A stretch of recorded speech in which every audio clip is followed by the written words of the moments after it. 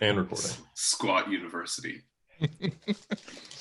So, guys, thanks once again for all of you coming on. I know I've had all of you on the podcast before, but never together. And this is actually the first time I've had multiple people on the podcast. So hopefully my internet stays up working, and we can get this without any errors. So, and another thing to mention is that it's truly awesome to be able to get people like yourselves on a podcast. It's like whenever I'm thinking about being grateful, it's just I think about being able to get the likes of yourselves and Danny on the podcast. So I suppose I'll Happy to be start with here.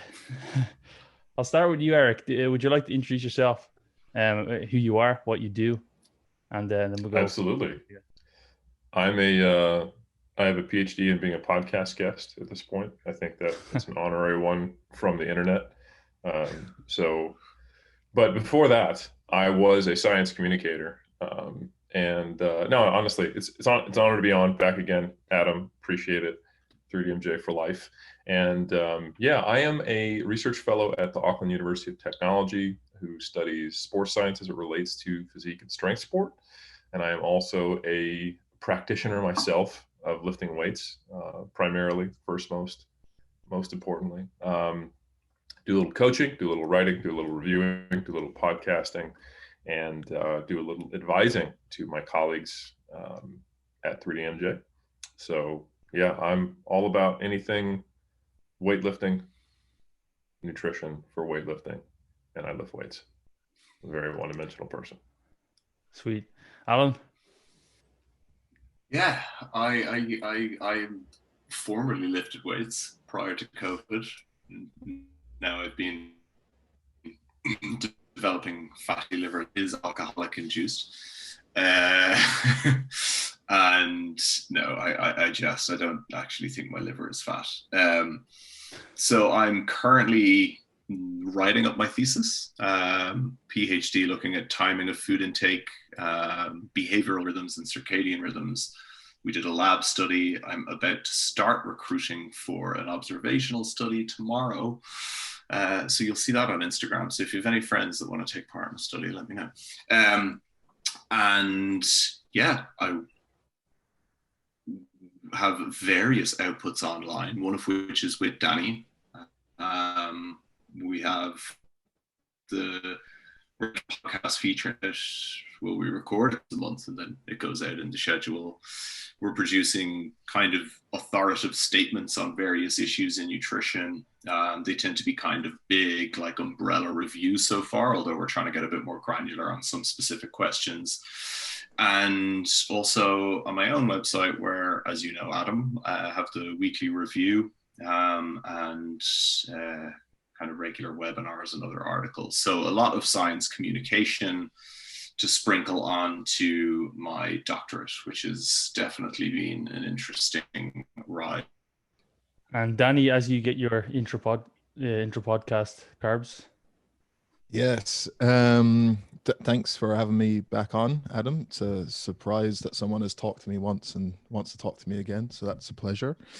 I think the easiest way to sum up me is I have a company called Sigma Nutrition, which is focused primarily on putting out evidence-based information on nutrition science. As Alan mentioned, that's primarily done through the podcast Sigma Nutrition Radio, as well as written content, including our Sigma statements, which Alan also referenced. I've been lucky to do lectures and seminars related to nutrition as well. And I suppose I'm like the first step in like an evolutionary ladder here of no PhD, while Alan is in the progress of doing one, and then Eric has one. So I'm at the non-doctorate level. So yeah, we have a nice linear chart here. Yeah, it's dose response. Another way you could frame that is that some of us need PhDs to be effective. Some of us don't, so you're crushing it, Danny. I definitely have gathered that there are reasons for doing one that may be career related. But there are a lot of reasons not to do one, you know. Whereas in my case, it was an inevitability. If I wanted to leave law and get into nutrition research, this is one of those need to do scenarios. So yeah, fun and games. Yeah. So before I kind of let this run off into some chat, like having pints around the table, because I know that's the way we'll go if I don't intervene. The reason I got you guys on is because I think it's a nice mix of Eric. I know you're more on the exercise side of things, and that's the way you've kind of framed your career. But and Alan and Danny, not that you guys are too far removed from that. And I know that on your podcast you've got people who are interested in exercise science or do research in that sense, but maybe more so that the work that you publish is more so health related. Not that the two are mutually exclusive, but sometimes they're not necessarily inclusive either. So I'd like to start with the first question to get things going, and we'll go in the same order. And what is something that you thought to be true that now that you look back on it, however many years later, that is completely bizarre? Eric? Completely bizarre. I was ready to answer that question until you said completely bizarre. And I was like, there are some things I've changed my mind on, but I don't know that I've changed my mind on anything that is that outside of the realm of normalcy. So I'm going to downstep it and make it less bizarre. But I would say that I had a overall more negative opinion of how ketogenic diets would affect lean mass retention, performance, and also adherence and efficacy in both weight loss trials and in trials of using it for like sports performance or sports nutrition.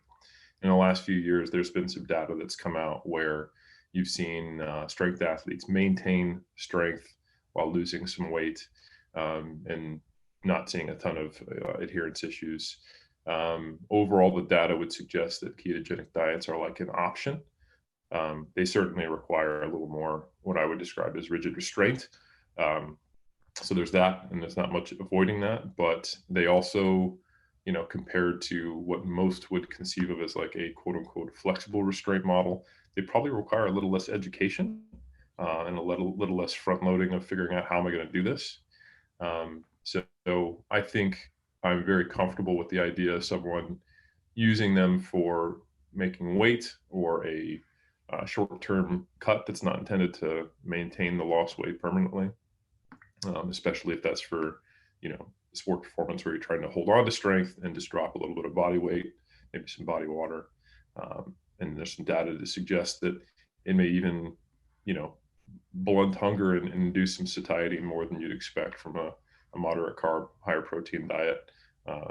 So yeah, it's that's probably the first one that popped in my head. I don't know how bizarre that is, but I tried.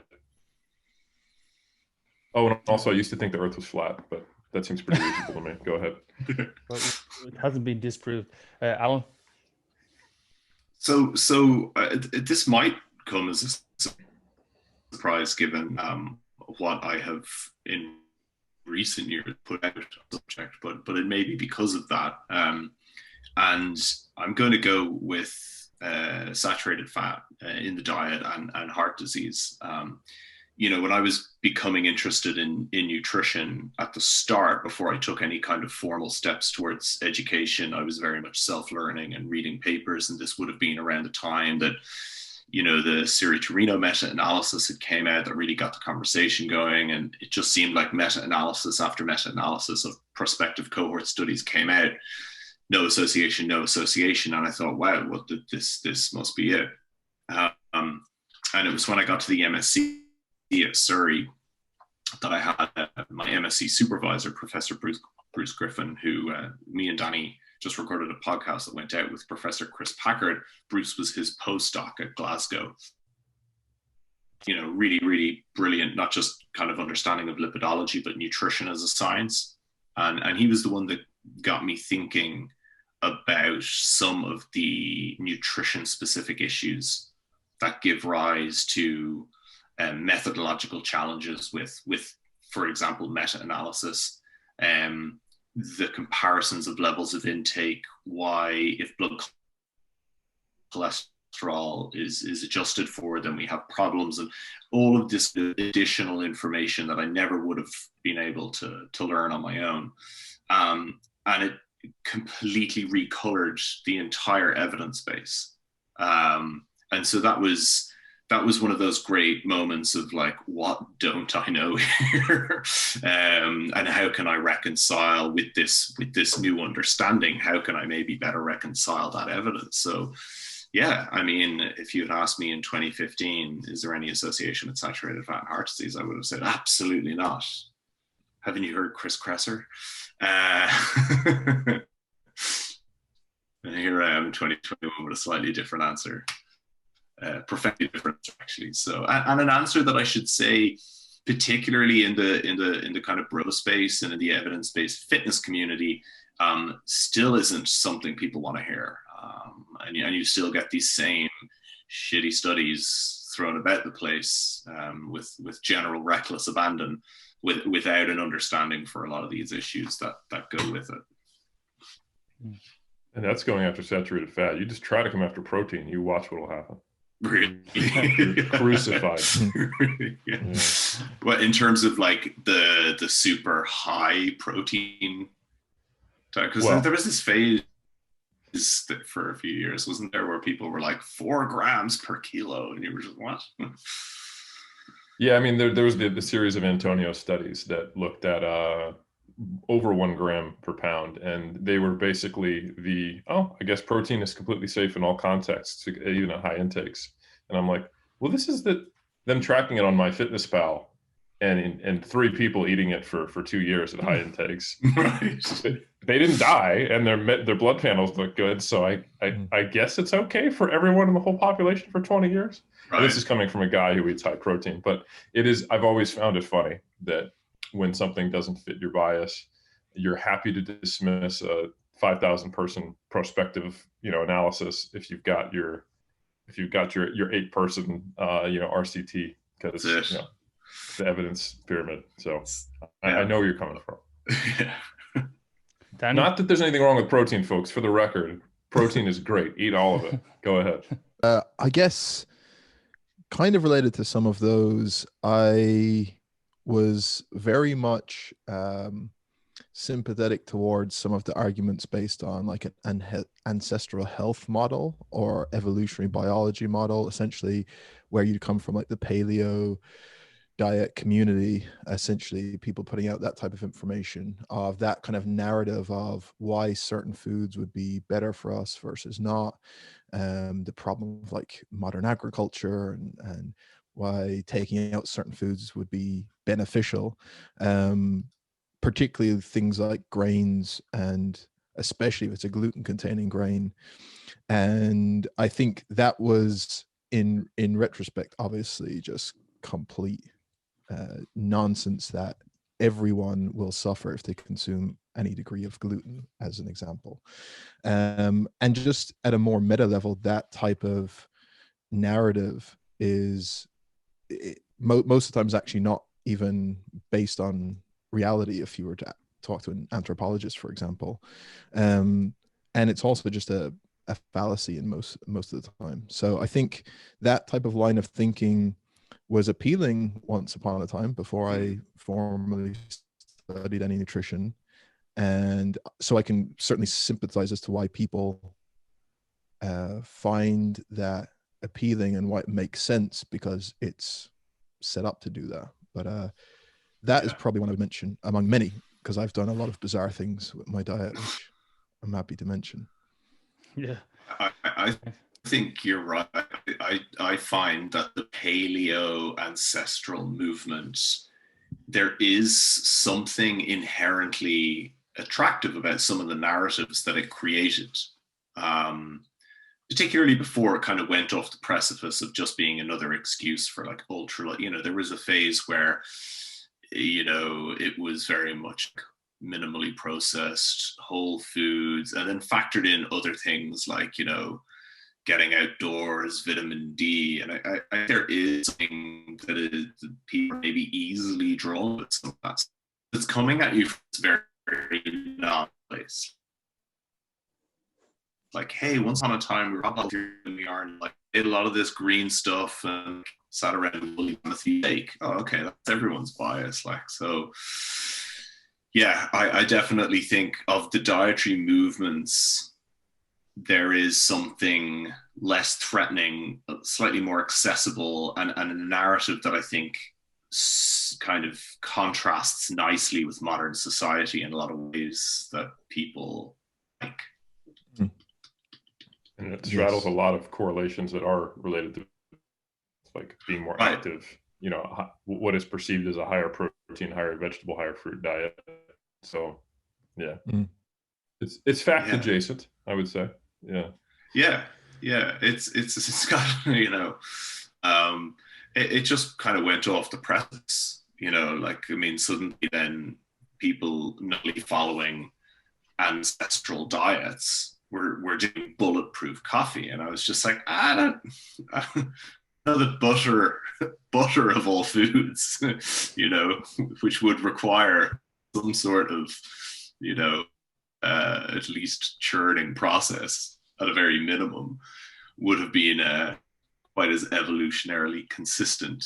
And I certainly don't think it was going into coffee. So yeah, it just kind of, all of these things that got labeled ancestrally just turned out to be high fat, high saturated fat foods.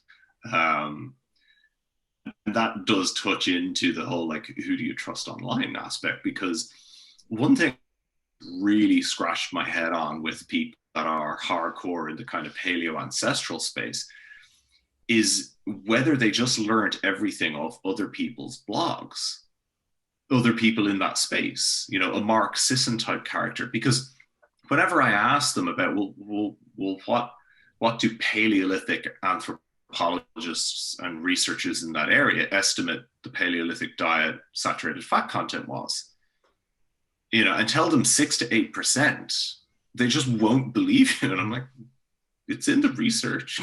You're welcome to look at it. And so they actually haven't even read any of the kind of research bases for some of the statements. They've just kind of made up their own vision of what it would have been like. So Alan, on that point, where do you draw the line? For example, like, I read your blogs, I read the blogs you do on Danny's things, I read Eric's blogs, and I've read Eric's blogs for a number of years.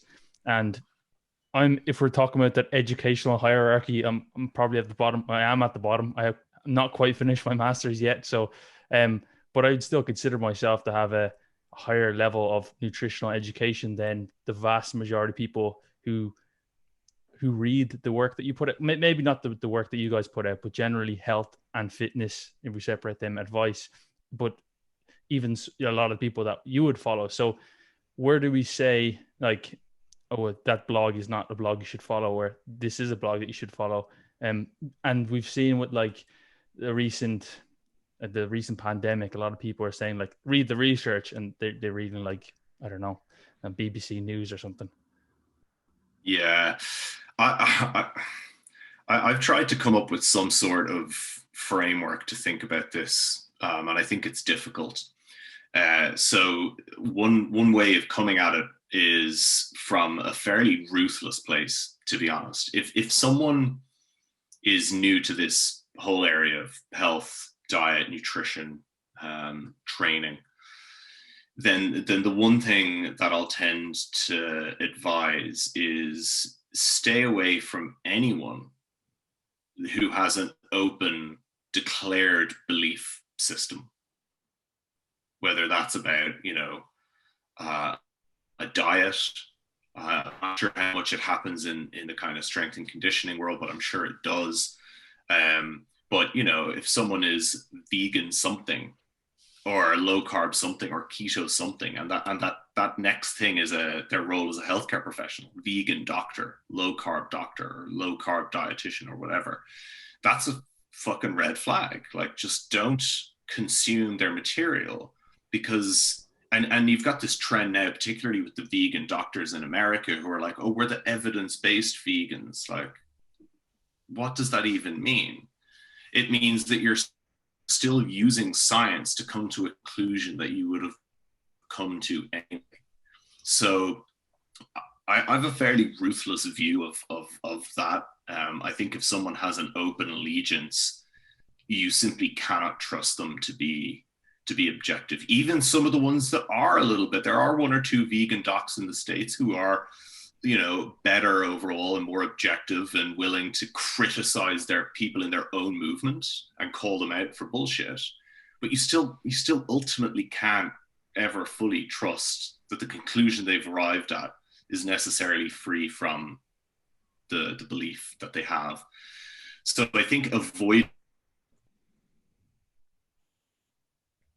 allegiance to a particular paradigm, whatever that is, diet or training way, is a useful heuristic for people new to this space to avoid consuming information that may ultimately turn out to be wrong. And Danny, do you think that this is it just because like an information age that we have, there's more pseudoscience or just more information out there? Like, to give an example, when you started your podcast, you're probably one of the only podcasts in the health and fitness space that I can recall, at least. It could have been 10 years ago, maybe. Now there's, you know, everybody, including myself, has a podcast. So what do you think is the driver in that? Yeah, there's a particularly problematic one that I won't name. To be honest, I think the same issues that relate to nutrition science, confusion and misinformation are the ones that are everywhere else in society right now. Of a lot of places there's misinformation, then there's purposeful disinformation, which people profit off.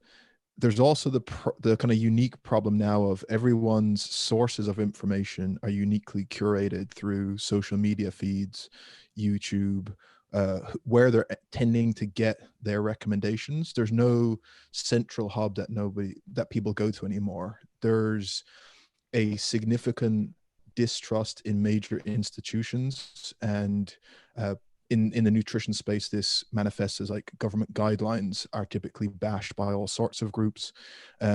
Any consensus opinion, any kind of establishment, for example, the WHO now is like a super easy target.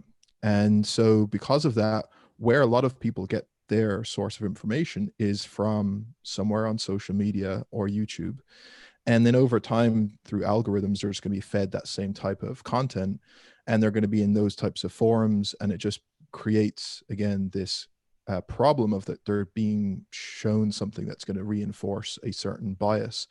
And so a large part of it is probably luck, good or bad, depending on what someone stumbles across, of what area they get interested in.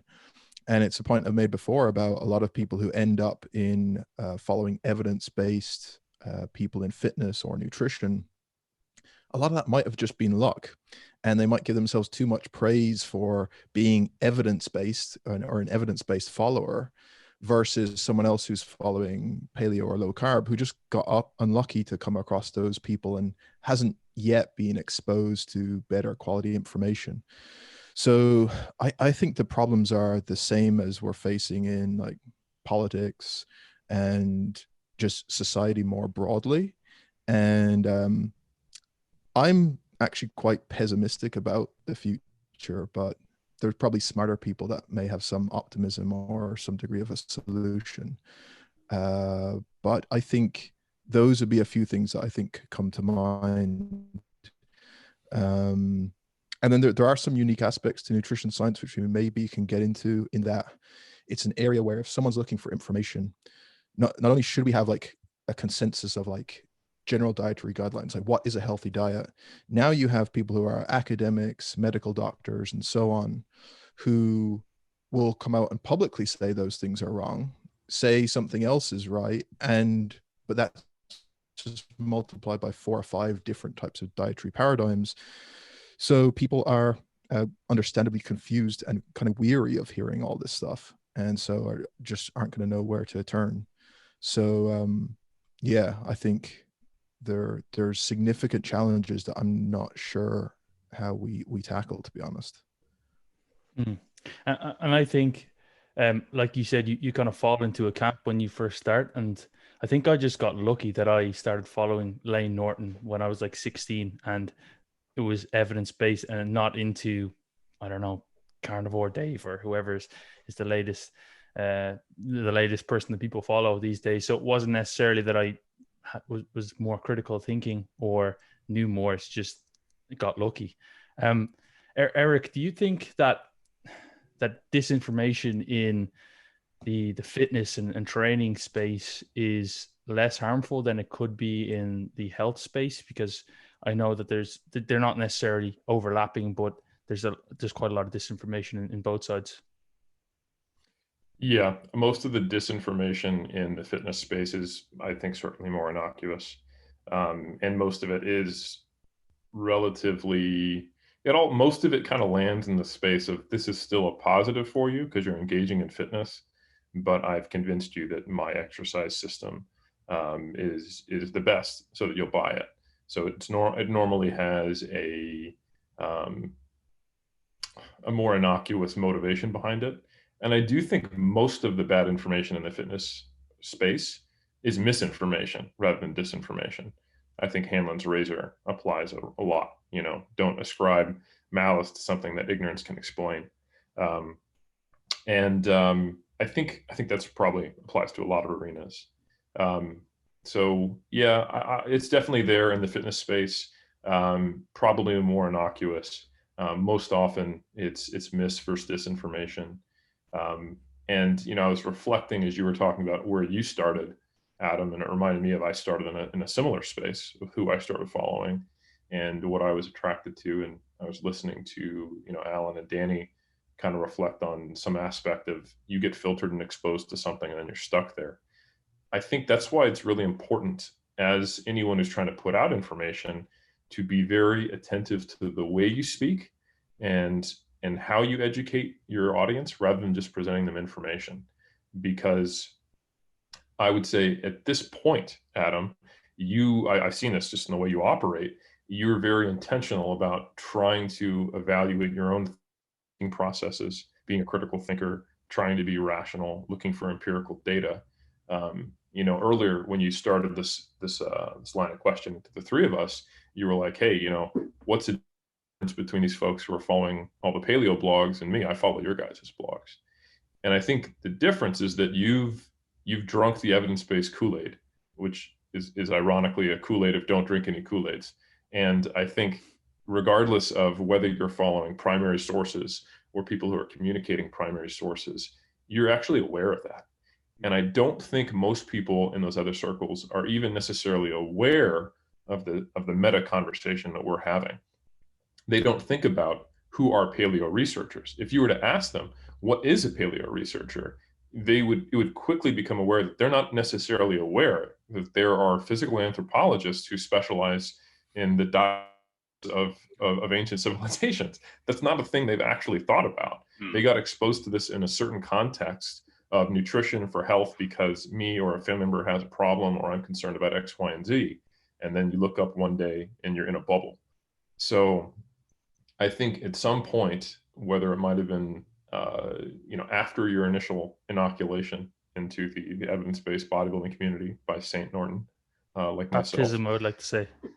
Yes, baptism without work, right? Yeah, or whether it was somewhat intentional, but maybe not quite as something that it was spoken at the time.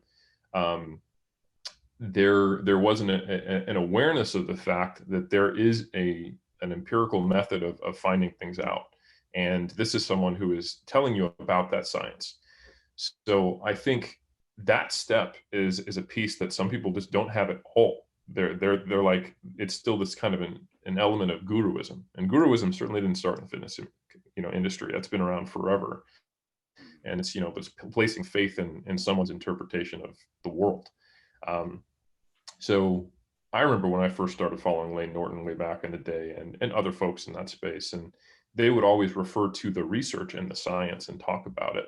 And I think that is to some degree distinctly different from most of the spaces we're talking about. And I think you have a lot more potential entry points when you are dealing with someone who is misinformed, but thinks they are evidence-based, or at least aware that there is evidence, because they're less likely to have an escape from the arguments that leverage that evidence. They might have been exposed to the wrong corner of it, or a biased subsample. But like, for example, Gary Taubes, I think, is someone who tells a story and uses a slice of research, but not all of it. But I've engaged with a lot of people who used to follow Gary Taubes because they became interested in the science. And then that enabled them to have an entry point of seeing things a little differently. So I think that's just a little element of nuance I wanted to add what we've discussed already, but I agree with everything thus far. And Alan, do you feel that, do you feel like, I know that the kind of content that you tend to produce is more, I would say, well, not more so, but there's a lot of public health entwined in there, and tackling some public policy issues, which may not be necessarily the same content or audience that Eric is aiming towards, people who want to kind of do the fancy pants stance and get, ultra lean. Yeah, it's a great bicep. So do you think, I know that Danny mentioned that, like, people in the evidence-based, like whether they're trainers or nutritionists, they tend to attack the public health guidelines. And to be honest, when a couple of years ago, I also thought the same. Like, why would you give these such kind of basic guidelines that seem that, like, reduce sugar? Well, sugar's, it's about calories. It's not about sugar. Like, these kind of things. Do you think that, like, the content that you see that perhaps is mis or disinformation can be more harmful because of the type of audience that would kind of read the content, or the content of those that read your content? Yeah, I think there's a couple of levels, because I think, and there's been obviously good differentiation between misinformation and disinformation so far, and I think we need that level of granularity when we discuss. I think there is, within certain circles, I think there is willful disinformation that I'm happy to ascribe to, particularly cholesterol denialists and that movement, because and some of them are people who, to speak to, seem to have read every paper you've read, right? So if they have, and they're still coming out with the same kind of stuff that they're coming out, well, then it can only be because of total cognitive dissonance for the research that exists, and an active decision, conscious decision, to ignore it and continue with a narrative, and publicly disseminating that narrative to the wider population that is harmful, and absolutely, and there, in a couple of Western countries in the last couple of years, particularly since, ironically, since 2014 is when you can see the trend. So around the time these papers come, you have populations where saturated fat is not going down anymore; it's going up. You have people. There was an estimate, a paper, just to give this some kind of concrete example.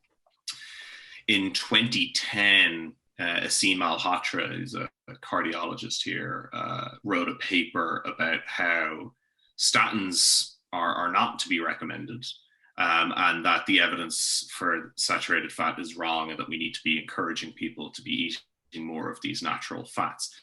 The BMJ obviously published it, because it's the BMJ, and this is a narrative they've been pushing, which is unconscionable for a medical journal of that supposed stature. And there was a paper that came out after that, about 2 years after that, talking about spin in the biomedical literature. And it estimated that, it was based on an included reference that estimated that after Malhotra's paper, in the year after that, there was an increase, a significant increase in the number of people declining statins when they were when they were recommended in primary care. That was predicted to potentially lead to 3,000 cardiovascular events if the number is held over the 3 years following that. That's not benign. We're talking about people having a heart attack or a stroke because they didn't take a statin when they were told to, because they heard from a cardiologist in a reputable medical journal that they didn't need to take the drug and they just needed to eat more bacon and butter. That's disinformation. And, you know, the lack of different countries are a bit more regularities coming down on that kind of crap. So I think that within that community, I would consider them to be willful proponents of disinformation. I think misinformation, I think you kind of get that a lot. And I don't think it's always intentional. I think that it's easy for people who are particularly even trying to be evidence-based to pick up on snippets of stuff, right? Or take a study and, you know, interpret it in a way that's not entirely incorrect, but probably not the full story either. So I think you get a lot of that because it's very vogue to be evidence-based. I think you get a lot of people in health and fitness trying to be evidence-based, but maybe putting out information that actually doesn't have the same level of kind of context and applicability. And then I think with a lot of the conversations that we have now around issues like, you know, weight, stigma, and then even just kind of like processed foods, individual responsibility. I think we have a lot of these kind of narratives that are quite heavy right now. There's a lot of debate back and forth and angry shouting. And I think they're not helping anyone in the population. I don't think this framing of, you know, obesity or diet-related chronic disease through this lens of just personal responsibility and willpower, it not only lacks any evidence, it's purely an ideological construct. And I don't think that helps. I don't think it's disinformation, but like it certainly colors things in a misinformation type of way. And I think a lot of those conversations are taking a grain of truth that suits the narrative and then running with it. And I don't think that helps either. So yeah, I think it's a pretty long-winded way of saying I think there are communities that do engage in active disinformation, and that is going to harm people in the population. And indeed, we have some evidence for that potential harm happening. I think the rest, even misinformation, can potentially be harmful. If someone starts doing something with their diet that's a bit mad. So yeah, I do think we need to be guarded about this stuff. And you know, if it's misinformation and we're saying, well, you know, there's no real intent there, there's a line at which the lack of intent stops becoming a good enough excuse. Yeah. And yeah, space, the best thing they can do is say nothing. Speaking of like mad diets, I'm pretty sure I heard Danny talk about eating potatoes only once. Is that true? That is true. For 7 days, the only food I ate was potatoes. But this wasn't during the famine period, was it? No, thankfully not. There was plentiful amounts, but that was one of the examples, yeah, that I gave before of doing something quite bizarre, just based on kind of out of interest. And I kind of read about this potato hack thing of basically the idea being that because there's such a high satiety index with white potatoes, and if you don't like put butter or cream or any of this stuff on them, just plain potatoes, you can eat as much as you want of them over the course of the week, and you have enough micronutrition and you have enough essential amino acids within those that you just simply cannot eat enough to, like, calorically to gain weight, and you're probably going to drop body fat even just eating as much as you can of them. So I was like, oh, why not? So that could be a good example of something that bizarre. So I don't recommend it. Yeah. So I guess what we see quite frequently in both sides, in sort of the fitness space, but also the more health related content, is people often kind of expanding their sphere to put themselves out there, or to have a bit of a unique selling point. So often you'll see like fitness trainers or people who start to venture in towards like endocrinology, or something that's kind of outside their wheelhouse. And the same for health. We'll see, like often, like you mentioned, Alan, doctors who are keto doctors, and they seem to use keto or carnivore or veganism for everything almost that they do. Not to turn this into something that a podcast that, you know, for people who create content, but do you think that's some people should avoid when they see, or avoid content creators or people, or content that people create when they start to see things like that? And do you see that is a growing kind of market or growing topic amongst the health and fitness space? Anyone? Well, the way I would kind of think through that, and this might relate to a later question you were planning on taking up, is it probably depends on someone's current level of knowledge and their skills to be able to decipher that information for themselves. So, as an example, someone with absolutely no knowledge about diet whatsoever would probably be best served by just saying, look, there are dietary guidelines there for a reason. They are backed by a overwhelming amount of literature. So like stick to those essentially as the baseline, because if there's no point in saying to that person, well, look, there's some nuance here, so go and read the primary research for yourself. It just makes no sense. So I think it probably depends on who you're talking to. Similarly, like you wouldn't want to discount someone just because of what their label is per se. What you really want to judge an argument on is the content of the argument.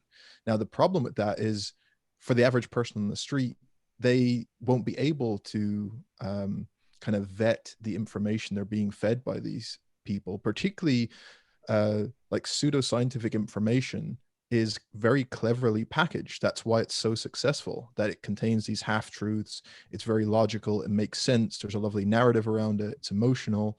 And so getting someone to say, well, take the argument as face value isn't really useful, which is probably why you need some heuristic that's not perfect, because you're going to screen out people who probably have good information. But as a general heuristic for most people, it might be useful to do what Alan said of saying, look, if they are marketing themselves based on their identity above anything else, that might be something where you can leave that aside because you can't really trust it. So I think heuristics are good probably for a lot of people like that. But then for someone who does want to investigate those claims, then yeah, you can go and take someone's argument, and it doesn't matter who they are or what their what label they put on themselves per se. If they have a good argument, they have a good argument. If they don't, they don't. Level to be able to vet that information. So yeah, that's what first comes to mind, at least.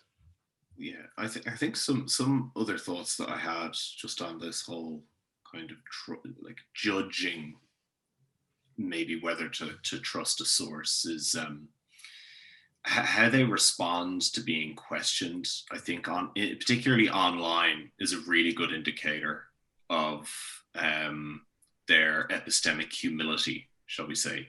And I think that when people have something to kind of hide or are just full of shit, they'll get really jumped. Who's actually doing so from a place that they literally don't know.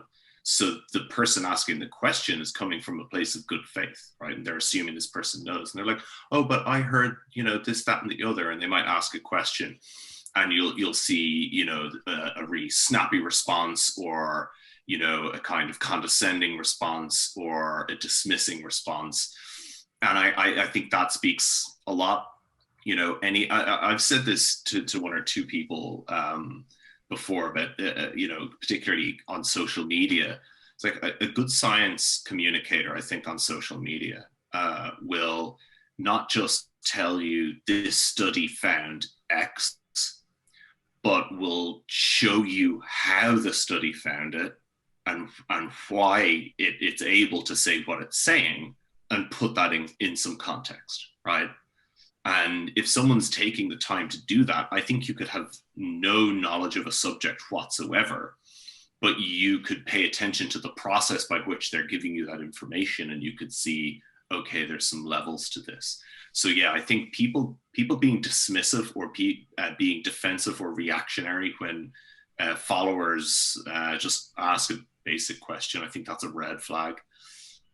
And I think just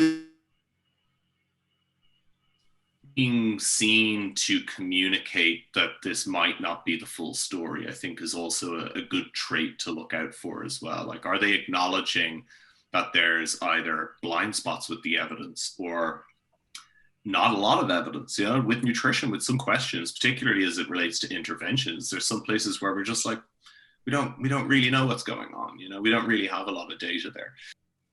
I like the way you frame that, Alan. You're basically telling people what to look for, not for what to avoid. Because I think it is, there's a lot of things to avoid, and there's a lot of different tricks of the trade. And I think if you've been in the game long enough, you get used to seeing them.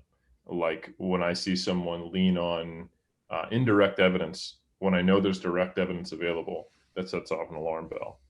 When I see someone speak to a non-science heavy audience using mechanistic, physiological, or you mentioned like endocrinological, see, I can't even say it. When they talk about hormones unnecessarily, and it's not actually relevant to the direct point they're trying to make, that is a red flag to me.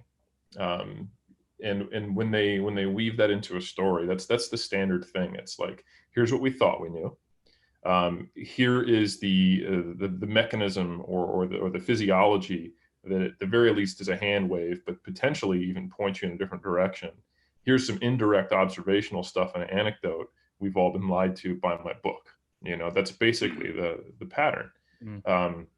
That's not the only pattern, but it's one of the most popular ones. And I think it's very easy to get caught up in that, because the difference between something that is, you know, a more solid finding versus mechanistic versus something that's hypothetical versus proven, it's more obvious to people who are in the game, but it's not if you're outside of it. So I don't fault someone for coming across an argument like that and going for it. Kind of going back to that Gary Taubes example. But I think it is a little more helpful when you look for those things Alan talked about. Does someone have a scaled level of the way they describe evidence? Can they talk about something as, you know, this might indicate this? Or are they like, you know, I'm pretty sure about this, and there's different evidence to apply to it? Do they talk about potential ways it might not be, or context that it doesn't apply? Do they avoid, you know, hyperbolic discussions? And do they talk about things in a light that isn't necessarily emotionally charged when it doesn't seem necessary? I think those are all things that you want to look for in someone, because even when they are wrong, they won't be leading you completely astray. They will be interpreting things in a, you know, an honest way as possible as to their exposure to the data. And that's really all anyone who is, you know, being charitable is can do. So I think looking for traits of someone who is honestly trying to interpret the data and then make recommendations based on it is what someone should do, and avoiding like logical fallacies, hyperbolic discussion, and weaving stories, and, you know, basically going for indirect evidence when there is existing direct data, are all things that you want to keep an eye out for as a red flag.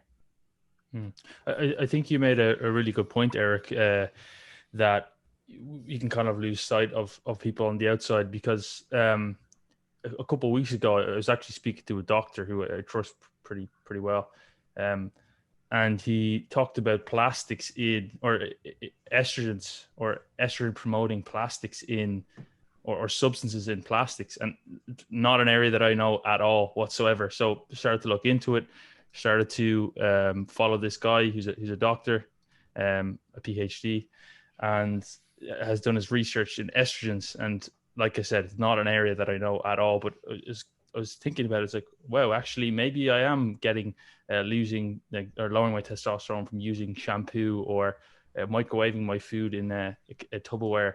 But then, as Danny said, having that heuristic of, do they are they just saying everything with such conviction? Are they a bit dismissive, like Alan said, to people online? And then, complete the pyramid, do they have a book on the topic?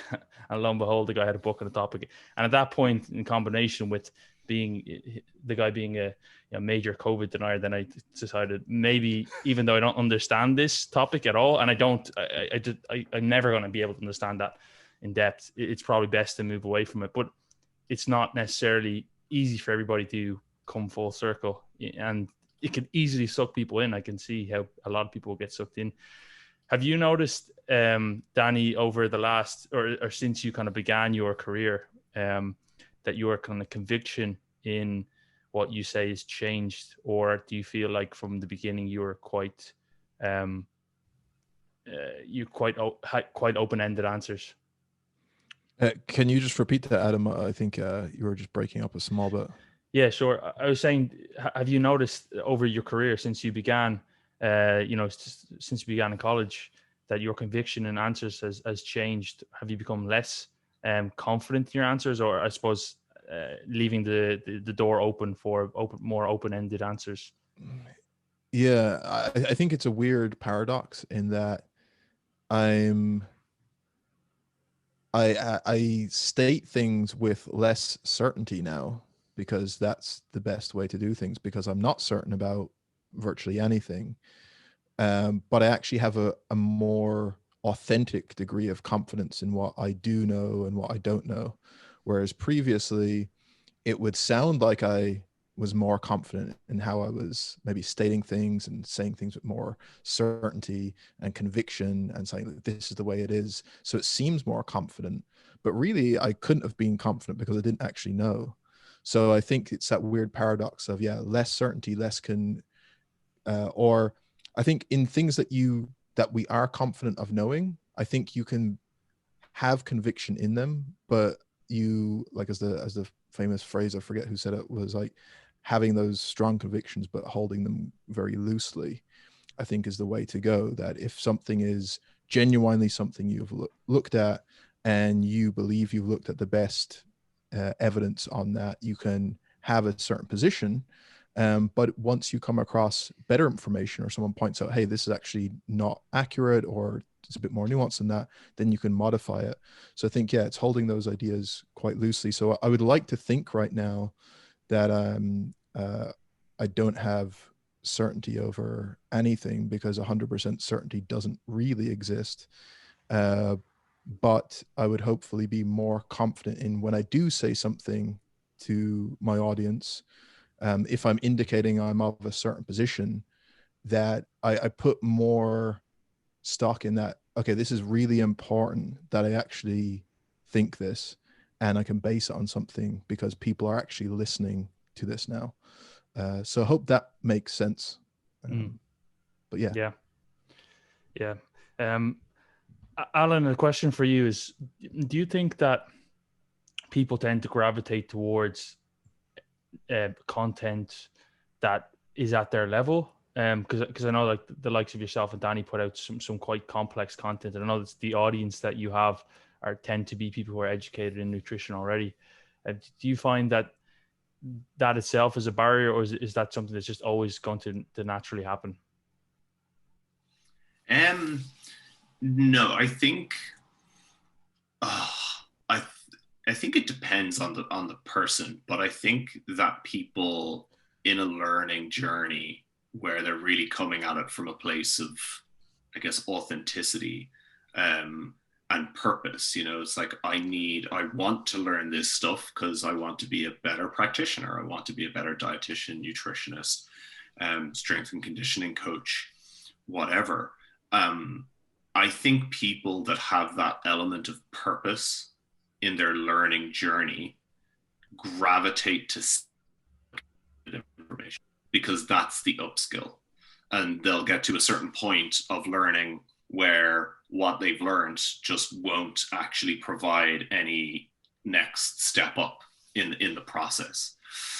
So, you know, I think I think it's a curve, you know, not quite Dunning-Kruger necessarily, but I laugh every time I look at the graph, because I know when I was on that end, and I know what I did with my diet at the time, and I know what I did with my life at the time, and it's just like, and you see this kind of curve of, like Danny described, going place of really comfortable with uncertainty.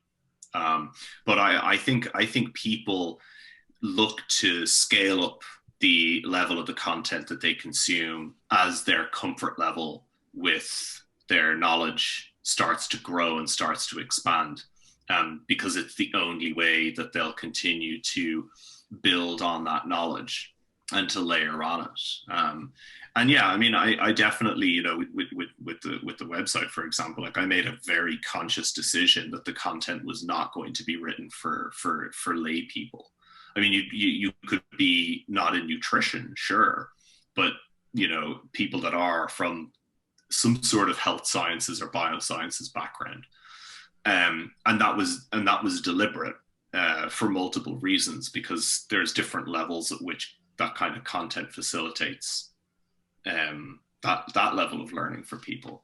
So I think you just gravitate up, you know, and I think you start at a certain level where some information that you're consuming suits the needs of the learning at that point in time. But for people that are on a journey of learning, where they're trying to be a better coach or more scientifically literate, then they'll eventually just end up gravitating up and up and up to consuming more complex information. And even if they spend a bit of time with that complexity, not quite understanding it, they stay there until they do understand it, and then they're capable of moving on. So I think it's a curve. I think it's a process. Yeah. So I won't be seeing you doing any kind of Sigma nutrition TikTok videos anytime soon. Oh my gosh. Could you imagine? Set up a Sigma TikTok account. Yeah. So Eric, do you think that, like, doing podcasts like this where we talk about these topics and we discuss it and debate it, do you think we're really preaching to the choir, or you know, people who listen to these podcasts are already going to be in that mindset, or what do you think, like, the future holds for content in terms of the fitness space going forward? Do you think it's going to get worse, like just more muddied, or do you see kind of light at the end of the tunnel? I think there's going to be more efforts to solve this as a problem, because so many people acknowledge it as a problem, that you get stuck in bubbles, that there is misinformation, that there is disinformation. It's a frequent topic of discussion among educators. And I think that in and of itself is a good sign. So I carry let's say if we lived in a static world where people weren't trying to solve this, I carry a similar pessimistic view to Danny, that algorithms are only going to get better at filtering us. And, you know, like, there's only an increasing population and things aren't necessarily getting better in every first world country. So it's just going to turn into a hellscape of Mad Max. But at the same time, I'm also acknowledging, like, that's kind of a relatively fear-based perception of the world that assumes that everyone who also sees this problem is like, well, I can't do anything about it anyway, back to YouTube, you know? And certainly that's a lot of people, but I think there are a pretty large amount of people who are vocal and going, this is a problem, we need to do something about it. You see documentaries coming out about, you know, social media. You see conspiracy theorists appearing on podcasts. Conspiracy theory, like in researchers appearing on podcasts, and those discussions and books coming out. So I think I'm generally thinking there's going to be somewhat of a pendulum swing to where there's going to be some more options and methods and engagement with the actual social media itself, where things get slightly better. As far as are we preaching to the choir, I think that really depends on how you operate, and whether you are primarily just kind of rallying the troops or whether you're attempting to reach out to a broader audience. And it's interesting. I operate in some spaces in the same way that Alan does, where I am speaking to a certain entry level of people, but I also operate in other spaces where I'm trying to reach a different entry level. So with me, because I'm a sports scientist specifically for like strength sport and physique sport, and that covers a lot of ground: nutrition, training, psychology. I sometimes am speaking to other sports scientists.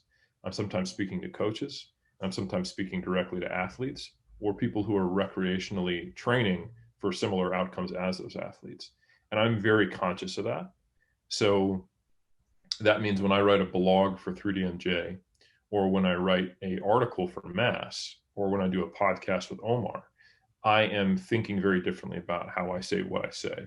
Some things are constant, like, for example, having an appropriate level of certainty and having like a scaled level of confidence in what I say, kind of like Danny was talking about. I was reflecting as you were saying that, Danny, and I think the big difference between me in 2011 and me now is I had like a light switch of, I've decided this is evidence-based, so I'm going to speak it as truth, or I don't know.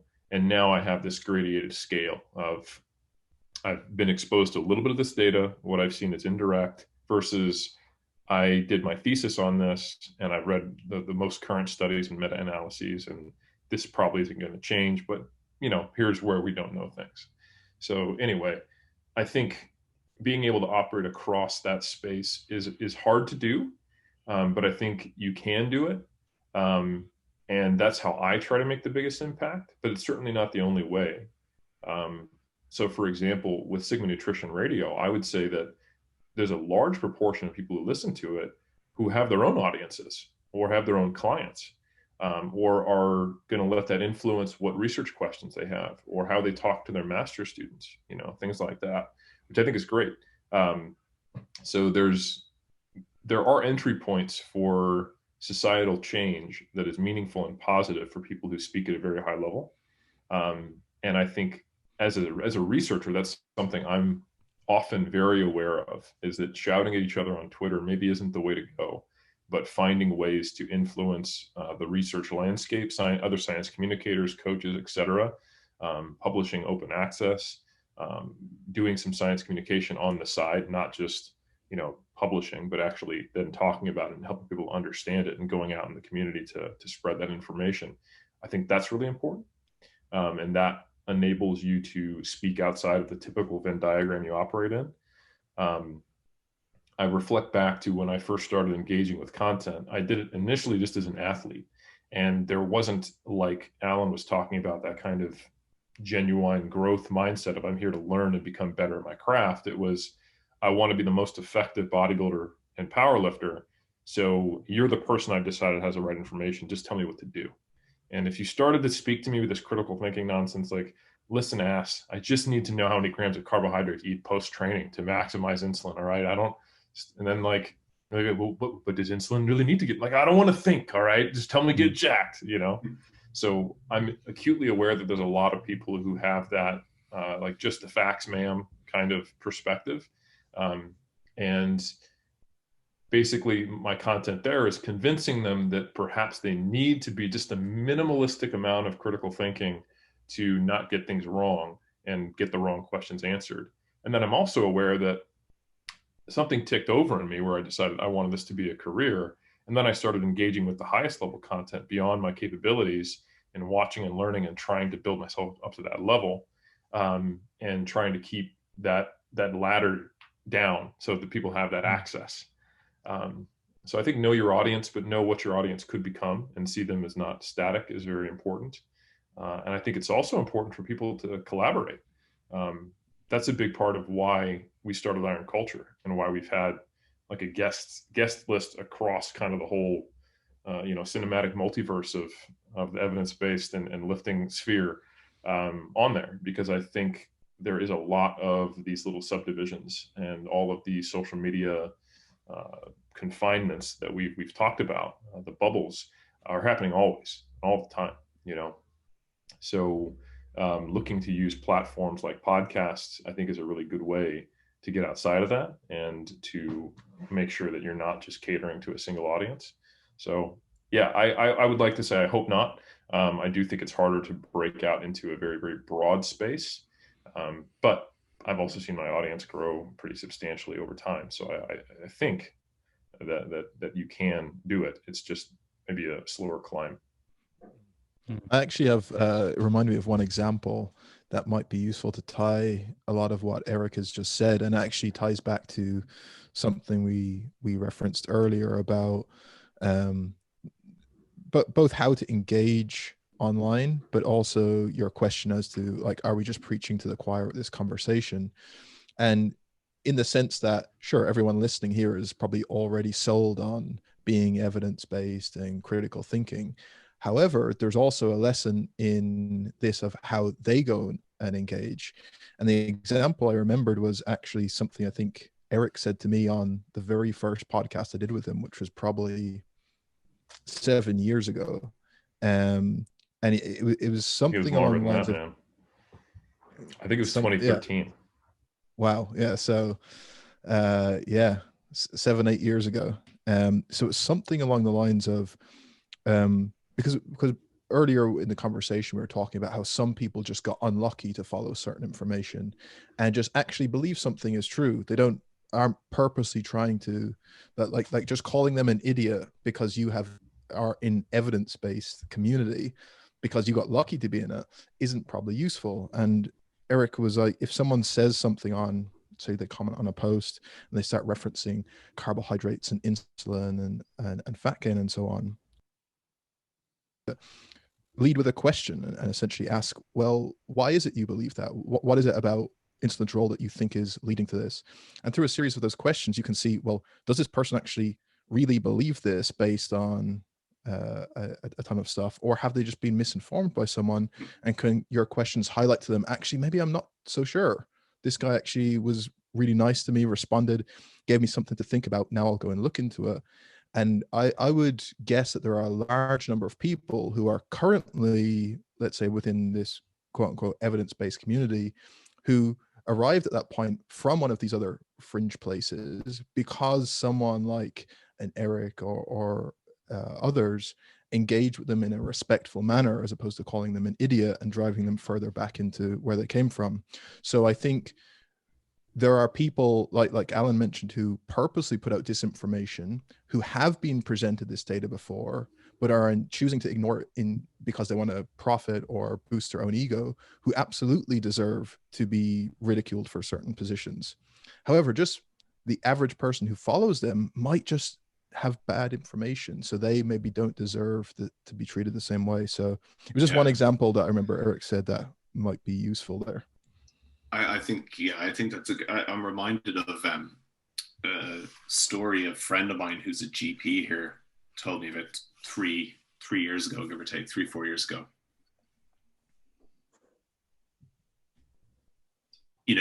Medics who at the time was kind of, getting into some of the more lifestyle medicine approaches. And there was a conference, big conference held by a group called the Public Health Collaboration. He didn't know anything about them, but it was going to be focused entirely on nutrition. And that was music to a lot of medics' ears, particularly GPs. He worked in a really socially deprived area, kind of outside Bristol, basically.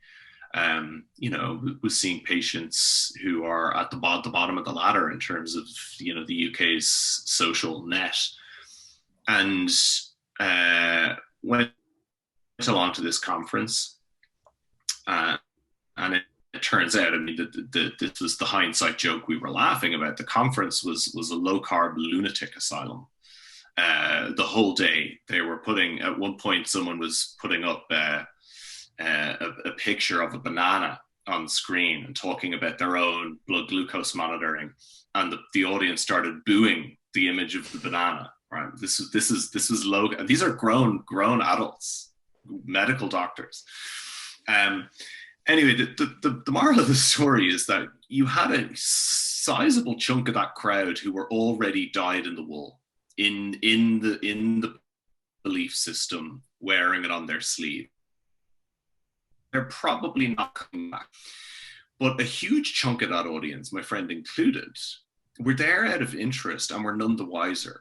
They got no nutrition education in the medical curriculum. They're seeing studies presented. There's this veil of science being pulled over the information, but there's this added ingredient that's really important, which is trust. So he's trusting that his medical colleagues that are presenting have obviously done their due diligence by reference to the evidence, and so it's that trust within the profession.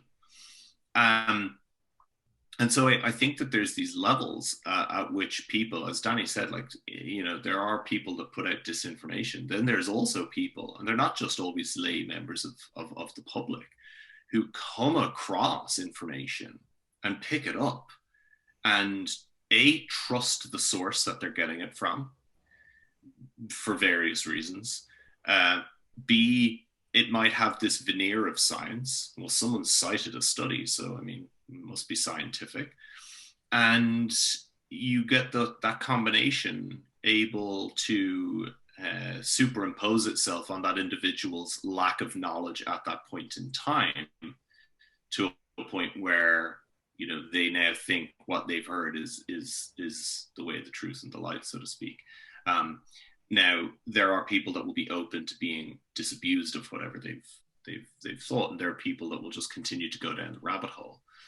But I do think that, and this applies to so many conversations we're having now at the level of, you know, society, politics. I think the ability to, if you can only see the other side and you're only capable of portraying them in pejorative straw man terms, then you're the problem, not them.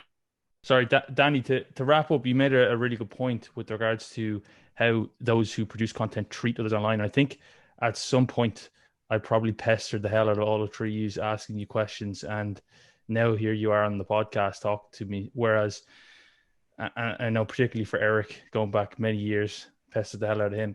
But I think, like you mentioned, those who are on the fringe or have sort of either they mean to do it or not, that they put out misinformation, they do tend to treat others quite harshly and not necessarily as a peer-to-peer level, and almost look down on people as if they're inferior because of their lack of knowledge, and dismiss them as being idiots or something, even though this person might be a genius in economics or otherwise.